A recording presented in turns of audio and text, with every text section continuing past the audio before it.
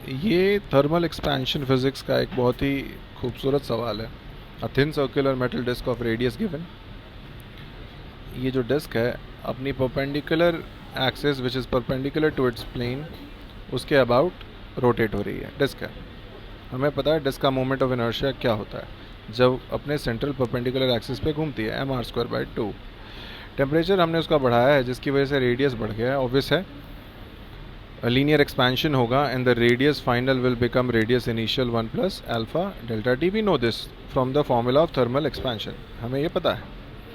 तो उन्होंने पूछा है what is the percentage change in its rotational, लेकिन बोला है ना, तो rotational kinetic energy I hope आप सबको पता हो, हाफ आई ओमेगा स्क्वायर होता है। इसमें परसेंटेज चेंज मांग रहे हैं। तो हम सोचना शुरू करते हैं। हमें पता है यार कि रेडियस में जो परसेंटेज चेंज है उसमें 100% मल्टीप्लाई करना होता है dr/r into 100%। This is called percentage change.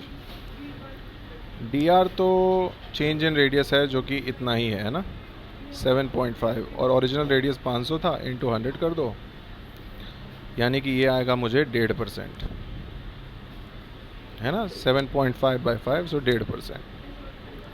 अब काइनेटिक एनर्जी क्या होती है? Rotational kinetic energy as I said is given by half I omega square. मैं थोड़ा सा इसको केयरफुली सॉल्व करना चाह रहा हूँ। मैं इस पार्ट में ना हाफ, इसको आई नहीं आई स्क्वायर कर देता हूँ और ओमेगा स्क्वायर नीचे एक एक्स्ट्रा आई ले आता हूँ, यानी कि मैंने पूरे इस टर्म को आई बाय आई से मल्टीप्लाई और डिवाइड कर दिया। वो तो अलाउड है ना 1 से। ये किसका स्क्वायर है? ये एंगुलर मोमेंटम हो जाता है किसी भी रिजिड बॉडी का, आई ओमेगा उसका स्क्वायर है। तो अब ये क्या बन गया? L²/2i। अभी आप तुरंत समझेंगे कि मैं ऐसा क्यों कर रहा हूँ। यानी कि मैं काइनेटिक एनर्जी को लिख सकता हूँ L²/2 टाइम्स mr²/2।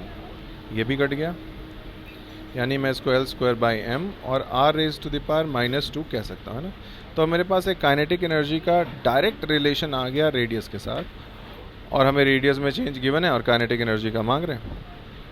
तो अब मैं सीधा कह सकता हूँ कि dk/k will be minus of 2 times dr/r। dr/r I already know कि वो 1.5% है। तो अब मेरा काम हो गया। So percentage change in kinetic energy, that is rotational kinetic energy, will be, कैसे लिखोगे तुम? dk/k इंटू 100%, अर्थात मतलब 2 टाइम्स dr/r इंटू 100%। अब आप बस इसको सॉल्व कर लें, यानी कि 2 टाइम्स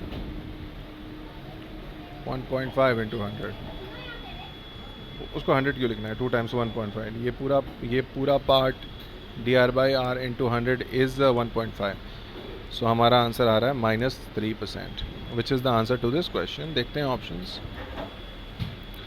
तो देखो यही केयरफुल रहना है, इसलिए ये बहुत केयरफुली सॉल्व करना है। This is 3%, so this is wrong, this is correct, -3%, है ना। The rotational kinetic energy decreases bye 3%।